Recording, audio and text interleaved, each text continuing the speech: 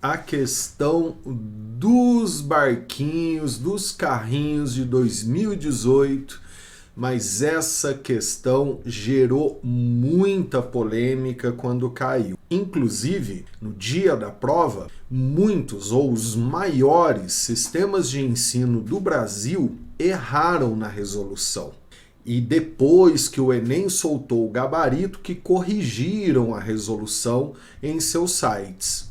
Para minha sorte, eu tive um professor na graduação, lá na Unesp de Guaratinguetá, que era o professor doutor Alberto Gaspar, que ele levava alguns experimentos polêmicos em sala de aula e mostrava para a gente, esperava a gente explicar, dava risada, né, das explicações que os alunos traziam para depois discutir e explicar o que realmente acontecia. E para minha sorte, ele levou esse experimento em sala de aula. No dia dessa prova, cada sistema de ensino colocou uma resposta diferente da outra e criou uma discussão e uma briga que vocês não têm noção. Antes de iniciar a resolução, já adianto, esse vídeo vai acabar sendo uma aula, uma revisão. Não vai ser apenas a resolução do exercício. E com muita honestidade, não é um exercício fácil. É um exercício, sim, difícil, principalmente por uma prova do Enem. Digamos que é uma questão que poderia estar em qualquer prova militar de respeito. E, para você entender essa resolução, você vai precisar de ter alguns conteúdos, principalmente na parte de sistemas isolados, quantidade de movimento, impulso e vetores. Antes de iniciar, logicamente, vou fazer uma propaganda rapidinha. Dá uma olhada no nosso YouTube. Olha a quantidade de coisa legal sobre física vocês têm no nosso canal do YouTube. E tudo gratuito. É só procurar a gente, Toque de Física. Além do YouTube, deem uma olhada no nosso site www.toquedefisica.com.br. Olha a quantidade de conteúdo, de coisa legal que vocês têm no nosso site. Videoaulas, exercícios resolvidos e um monte de coisa. Então, se você ainda não segue a gente, nos procure, site, YouTube, Facebook, Instagram, nos siga que você vai aprender muita coisa legal. Vamos para o exercício agora. Ele me dá duas situações, são dois carrinhos, ou o mesmo carrinho, duas situações diferentes. Na situação A, carro A, e na situação B, carro B. É um carrinho que tem um ventilador e uma vela. E essa vela, ela não é plana, ela é curva, o que é muito importante. A diferença entre os dois casos está no direcionamento do ventilador. No carro A, ele fala que o ventilador está soprando o vento de encontro à vela. Então ele empurra o vento, ele assopra o vento para a vela. Já no carro B, ele assopra o vento contrário à vela, para a esquerda, né?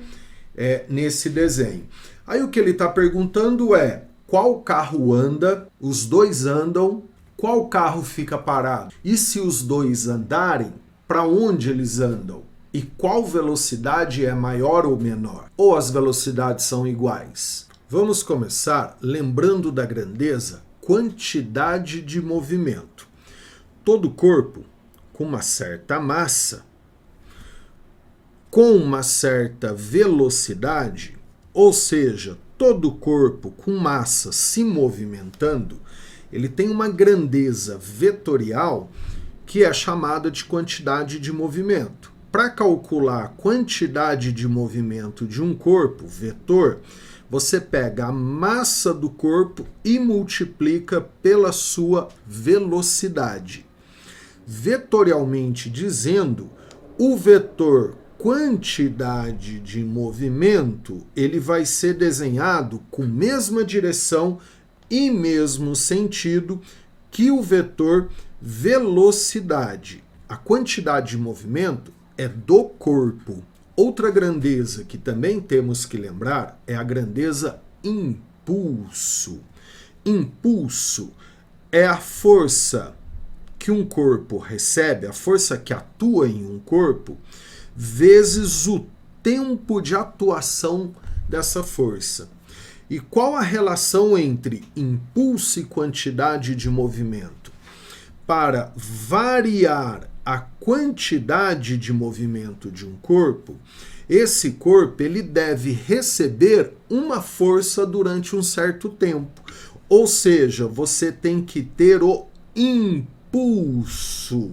O impulso equivale à força que atua no corpo, vezes o tempo de atuação dessa força.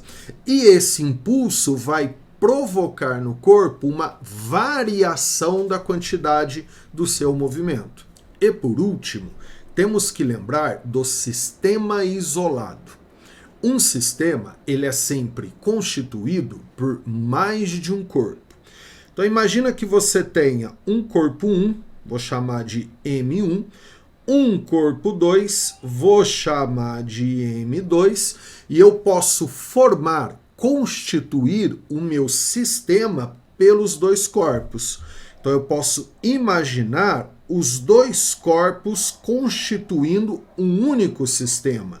Então a gente, nesse caso, escreve assim, ó, o sistema ele vai ser constituído pelo corpo 1 mais o corpo 2, como se os dois fossem um único corpo. E o que é um sistema isolado? O sistema isolado é quando existe força, porém a força existente é só entre os dois, entre os constituintes do sistema.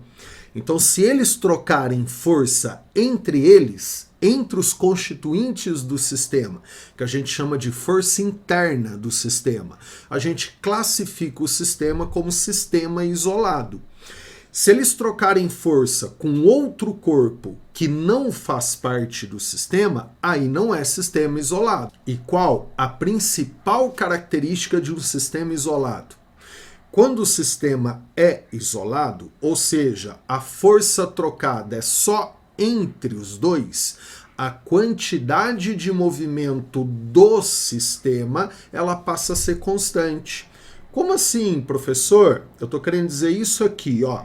Se você somar para mim a quantidade de movimento do 1 num momento inicial qualquer, mais a quantidade de movimento do 2 no momento inicial qualquer, o resultado dessa soma ele é sempre igual.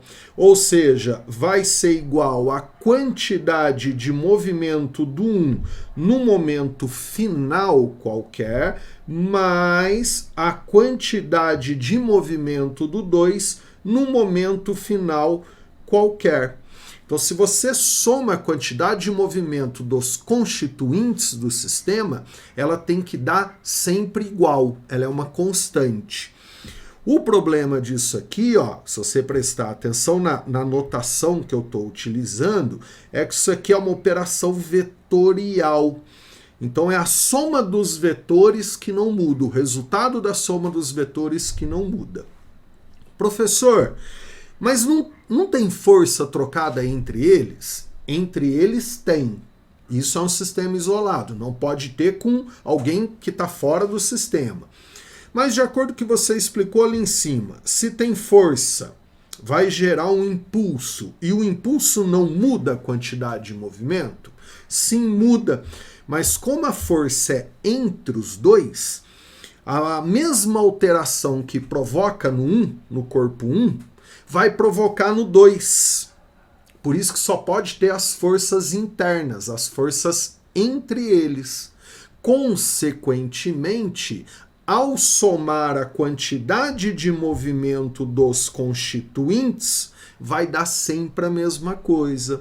Então a gente escreve assim, ó, a variação da quantidade de movimento do sistema é igual a zero.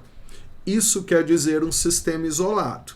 De forma resumida, você constitui um sistema verifica se a força trocada é só entre os constituintes, você analisa a quantidade de movimento no início e depois você tem que analisar a quantidade de movimento no final, no momento inicial e no momento final.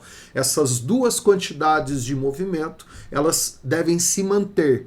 A soma no início tem que ser igual à soma no momento final. Porém, é uma soma de vetores. Vamos aplicar isso na questão. Vamos iniciar com o carro B, que é o mais simples. Primeiramente, eu vou constituir o sistema entre o ar, as moléculas do ar, que são corpos, né, com uma certa massa, e o carrinho com o ventilador. Então eu isolo o sistema entre o carrinho, ventilador, e as moléculas de ar. Vamos considerar ambos inicialmente em repouso. Então, inicialmente parados, em repouso. Lembrando lá da grandeza quantidade de movimento. Se ele está em repouso, ao calcular a quantidade de movimento, seja das moléculas de ar ou do ventilador, dá zero.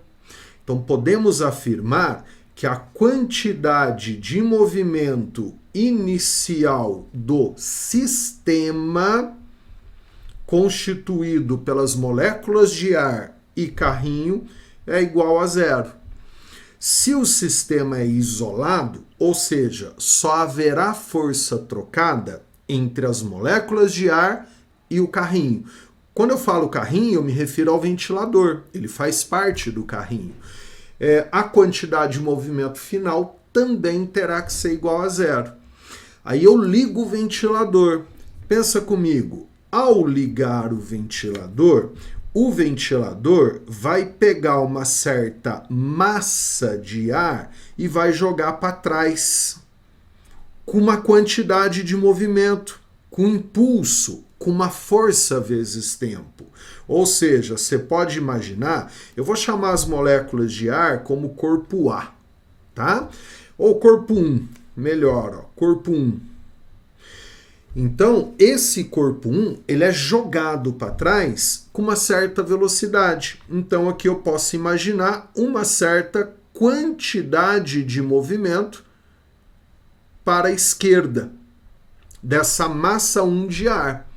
Porém, a quantidade de movimento do sistema ar-carrinho tem que dar zero. Isso é o sistema isolado. E a força trocada está sendo só entre os dois. Concluímos, se a massa de ar vai para a esquerda com uma certa velocidade, o carrinho é impulsionado para a direita com uma quantidade de movimento 2, eu estou considerando 2 o carrinho, tá?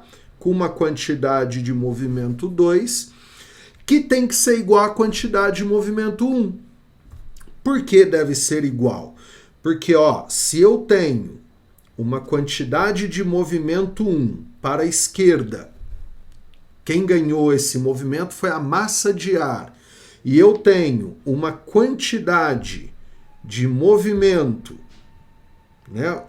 Estou chamando de uma massa de ar, e uma quantidade de movimento 2 para a direita, que aí é do ventilador, e essas duas quantidades de movimento em módulo elas são iguais, quanto dá a soma vetorial? Se eu somar o vetor Q1 mais o vetor Q2, se em módulos são iguais, dá zero. Ou seja, esses dois vetores, considerando um sistema único, ó, eles se anulam. Então, a quantidade de movimento do sistema 1 mais 2 no momento final é zero. E no inicial também era zero, porque ambos estavam em repouso.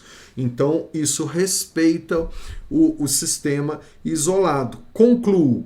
Concluindo, se o ventilador joga o ar para a esquerda, o ar vai jogar o ventilador para a direita, para que a quantidade de movimento do sistema não se altere, né? Se no início era 0, no final também ficou 0.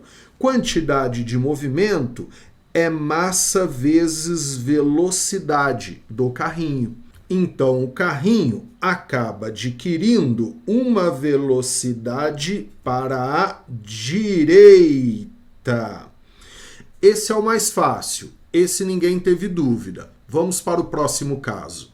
Inicialmente, eu vou analisar um caso hipotético em que a vela seja plana, para a gente entender o que poderia acontecer. Então, como a gente viu no caso anterior, o ventilador agora está jogando ar para a direita. Então, o ventilador vai pegar uma massa de ar, uma quantidade de ar, e vai jogar esse ar para a direita com uma quantidade de movimento que eu vou chamar de Q1. Estou considerando a massa de ar como 1. Aí, considerando o sistema isolado entre os dois, né? Ele é isolado, inclusive, tá? Isso não é uma hipótese, é isolado. A hora que o ventilador impulsiona uma massa de ar para a direita, a massa de ar, até por ação e reação, terceira lei de Newton, vai impulsionar o ventilador para a esquerda, com uma quantidade de movimento 2. Então, aí você pode imaginar a quantidade de movimento 2, massa vezes velocidade. Em módulo, essas duas quantidades de movimento devem ser iguais, porque o sistema é isolado, considerando tudo em repouso no início, aí essas duas quantidades de movimento se equilibram, mantendo a quantidade de movimento do sistema igual a 0, como era no início. Isso aí é idêntico ao que acabamos de falar. Porém, olha que legal, ó. Essa massa de ar, como ela está indo para a direita, ela está indo em direção à vela, ela vai bater lá na vela. Então, ó, essa massa de ar, ela vai chegar na vela com uma quantidade de movimento Q1, que foi a que ela ganhou do ventilador, ó. Aí, considerando o sistema isolado, né? Então, não tem atuação de forças externas. Então, a massa de ar nem ganha nem perde movimento. Ela vai bater na vela com essa quantidade de movimento, ó. Agora, a gente vai analisar o sistema isolado para essa interação aqui, ó. Então, esquece o resto do carrinho. Aí como é que a gente tem, né? Como é que vai ficar essa interação? Então vamos lá, ó. No momento inicial,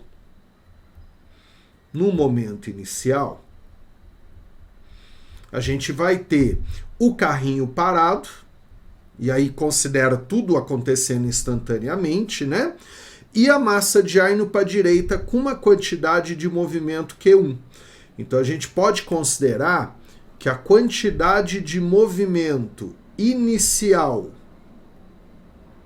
do sistema é igual a Q1, que é para a direita.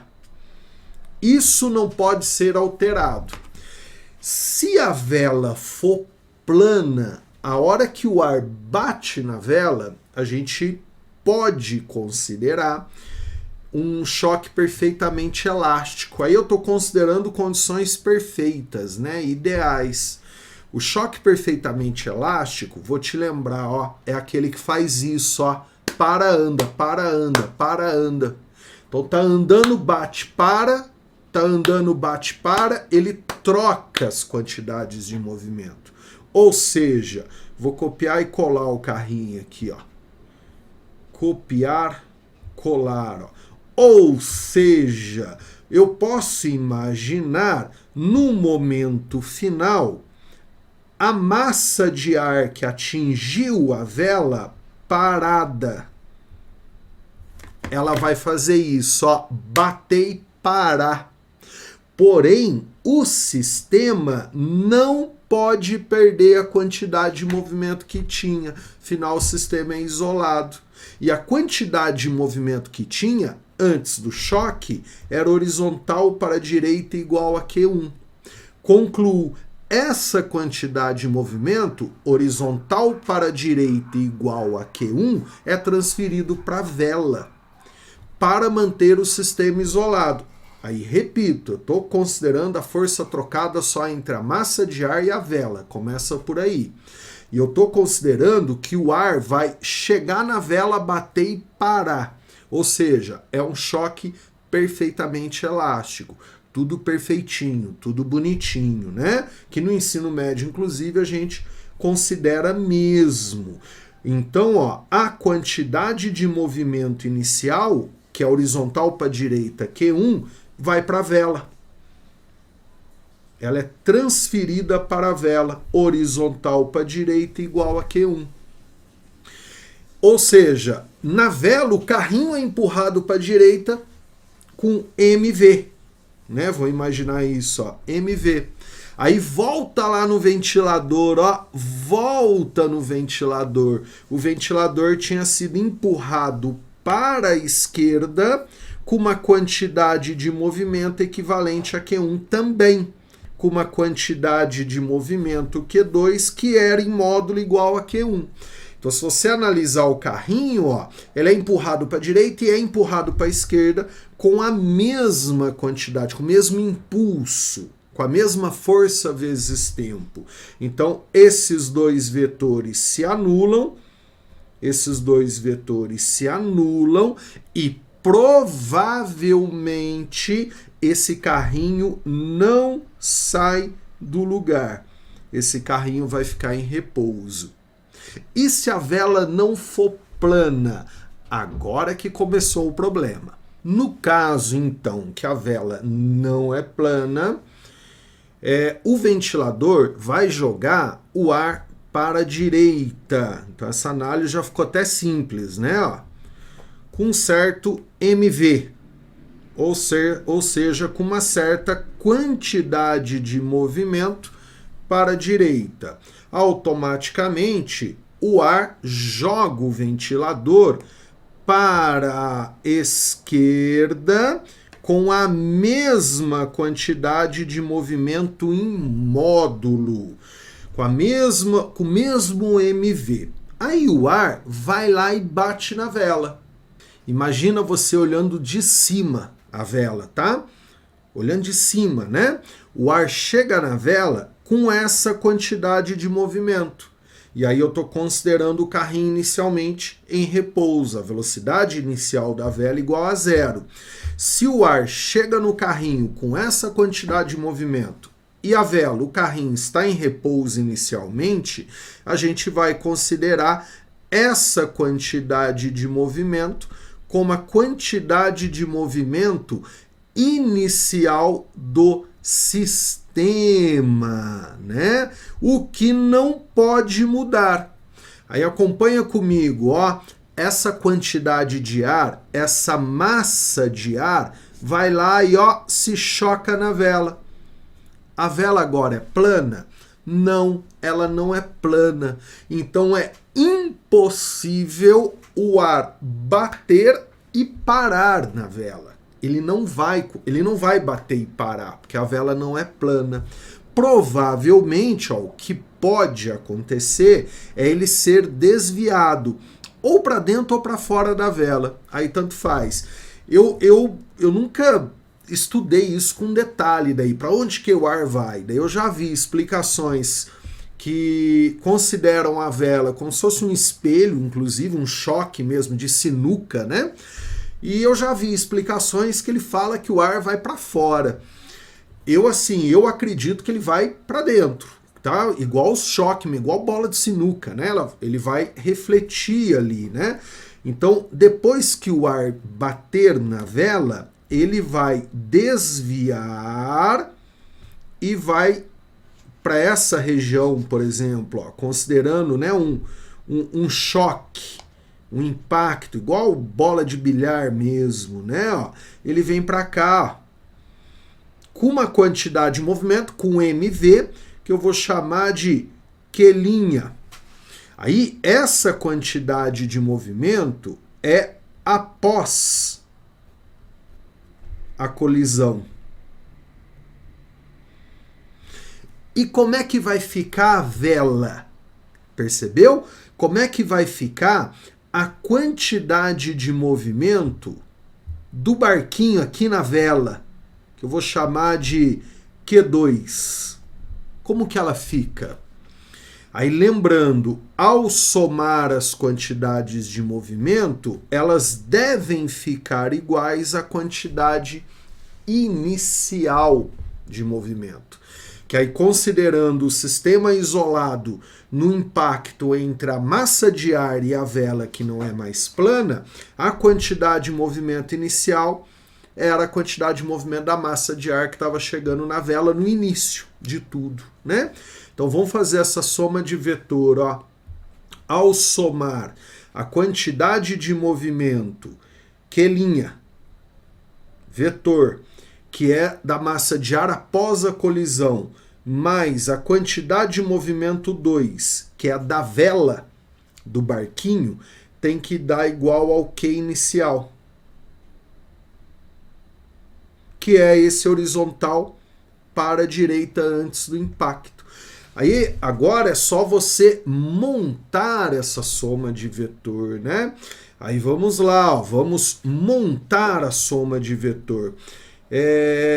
Aí você pode fazer, inclusive, por decomposição, tá?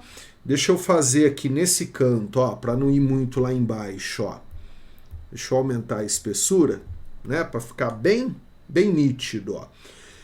Lembrando aí de soma de vetor, né? Então, se eu somar uma quantidade de movimento Q', com uma quantidade de movimento 2, tem que dar a quantidade de movimento Q inicial.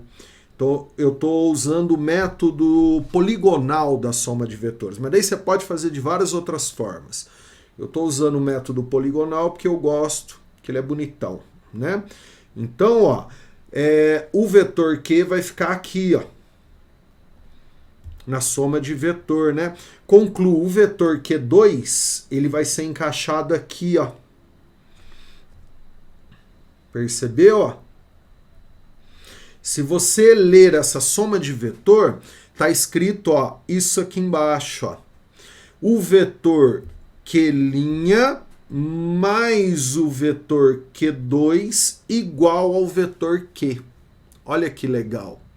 Concluo, a vela, ela adquire esse vetor Q2. Olha o tamanho do Q2. O Q2, ele fica maior do que o Q. Percebeu? Na soma de vetor, ó, olha o vetor Q2 e olha o vetor Q, que era da massa de ar que estava chegando na vela antes do impacto. Ele é maior. Viu que legal? Aí você pode falar assim, peraí, professor, mas ele ficou, né, com um ângulo, né? Então a vela não teria que andar torta, né? Ela anda retinho, ela acaba andando retinho, porque aí você vai imaginar em toda a vela.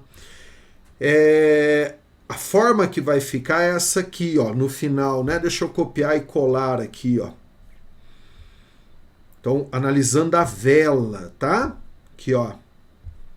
Analisando a vela. Como é que a vela vai ficar no final da brincadeira, ó? Esse Q2 é o da vela, ó. Ela vai ficar assim, ó. Vamos pegar um ponto aqui e outro ponto aqui, ó. Então, você vai ter um Q2 para lá, grande, e um Q2 para cá, ó, gigante. Percebeu? Aí, como a vela tem essa curvatura, esses dois vetores, você pode trabalhar, por exemplo, com decomposição, né? Considerando ali toda a superfície da vela, vou decompor, ó. Você pode imaginar uma componente para cima, aqui, ó, você pode... Aí eu estou considerando Q2 em módulo, tá? Eu estou até errando um pouquinho na notação aqui, Mas se eu for me preocupar muito com a notação formal no exercício como esse, a gente não sai do lugar. Então eu posso imaginar as componentes horizontais e verticais dessa quantidade de movimento 2. Você vai ter uma componente para cima, uma componente para baixo, olha lá, percebeu? Que se anulam. Então a vela, ela não vai ter uma resultante nem para cima e nem para baixo, olhando de cima, né? Porém, as duas componentes para a direita, ó, elas vão se somar. Ou seja, a vela vai para a direita. Percebeu? Olha que legal, cara. Que coisa louca isso aqui, né? Ó, você vai ter uma componente gigante para a direita. Aí, voltando lá no primeiro desenho, eu avisei que era um desafio. A partir de agora, não, né? Depois que caiu numa prova como do Enem, se você está acompanhando aí até o final a resolução, que, como eu avisei, virou uma aula, muito legal, inclusive, né? Qualquer outro vestibular que perguntar, você já vai saber. Mas antes de cair no Enem, essa questão poderia aparecer em qualquer prova militar de muito respeito. Não é uma questão fácil, tá? Depois que você assistiu, fica fácil, né? Principalmente com o professor Clayton te explicando. Vou puxar, lógico, sardinha para o meu lado. E ó, repara bem, ó, vetorialmente o vetor Q2 ele fica bem maior do que o vetor Q. Voltando lá, ó, que legal, hein? Então a vela, no final de tudo, ela passa a ser empurrada para a direita. Vou considerar como vetor Q2. Não é nem o Q2, você entendeu? Na verdade, são componentes, né, dele, mas vamos considerar como se fosse o Q2, maior do que o Q, ó. O Q2, o Q fica menor do que o Q2. Aí, se eu analisar o Q2 para a direita e o Q para a esquerda, o Q foi a que ficou no ventilador anteriormente, com o Q2 maior do que Q, a resultante vai ficar para a direita, que é Q2 menos Q. Então, concluo, finalizando. Ó, se depois desse exercício você ainda não seguir o Toque de Física, Instagram, Facebook, YouTube, merecido, não? Siga a gente aí, compartilha esse vídeo, né? Muito trabalho, viu? Muito trabalho. Com muita honestidade, logicamente eu não gravei numa tacada só. Eu estou há 4 horas gravando esse videozinho. Mas, ó, merecido e adoro fazer isso. Muito legal, viu? Aí vamos lá, ó. O resultante no final da brincadeira, Q2 menos Q1, você vai ter uma quantidade de movimento resultante, Q2 menos Q, né? Vetorialmente, né? Você pega o módulo de Q2 e subtrai do Q. Então aí você vai ter um MV para direita. Olha que legal, hein? Então os dois carrinhos andam para a direita. Aí qual alternativa, né? É a alternativa B. Agora, por que que o VB fica maior do que o VA? Então vou voltar aqui, ó. O VB, ele foi empurrado para a direita com Q? Com MV, né? Como a gente viu. Já na situação A, você vai ter ele sendo empurrado para a direita com Q2, que eu chamei de Q2 menos Q. Então fica menor. Esse vetor ele é menor. Que ele é o Q2 menos o Q. Sacou? Q2 foi o que a vela tinha. E o Q foi o que o ventilador tinha. Que equivale ao mesmo Q em módulo do caso B. Percebeu? Aí eu subtraí os dois. Então o MV dele aqui, que eu vou chamar de velinha, vai me dar uma velocidade menor, né? Então, a velocidade no caso A fica menor do que a velocidade no caso B. Então, é a letra B. O carro A se move para a direita, o B também se move para a direita, com a velocidade B maior do que a A, que é maior do que 0. Legal? Se você ficou comigo até aqui, obrigado. Adorei ter resolvido essa questão para vocês. Pode procurar que você não vai encontrar uma resolução como essa. Um abraço, bons estudos e até a próxima aventura.